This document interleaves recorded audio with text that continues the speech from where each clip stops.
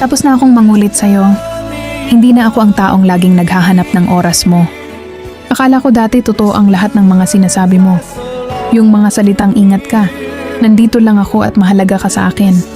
Pinaniwala mo ako na totoo lahat ng yon. Habang ako, minahal kita ng buo at walang alinlangan.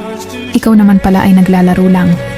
Habang ako seryoso sa nararamdaman ko, ikaw naman ay parang naghahanap lang ng pansamantalang aliw. Pero salamat pa rin. Kahit sandali mo akong pinili, kahit sa huli hindi naman ako ang gusto mong manatili sa buhay mo. Ako yung taong nandyan kapag kailangan mo ng lambing, ng kausap, o ng pansamantalang saya. Pero hindi ako yung taong pipiliin mo para panindigan. Ako lang pala yung pahinga mo kapag ikaw ay pagod o nabobored, pero hindi ako yung taong ipaglalaban mo. Ngayon, titigil na ako. Hindi na kita kukulitin.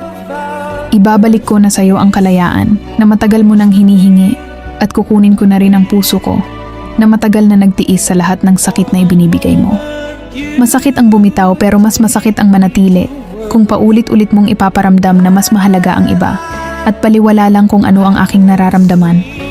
At kung dumting ang araw na maalala mo ako, yung taong makulit at naging istorbo sa'yo, yung taong minahal ka ng sobra at totoo, kahit ramdam niyang hindi mo naman siya kayang pahalagahan, yung taong nanatili sa'yo kahit nasa pinakamababang yugto ng buhay mo, yung taong paulit-ulit na umiintindi sa'yo, pero sa huli, iba pa rin ang pinili mo.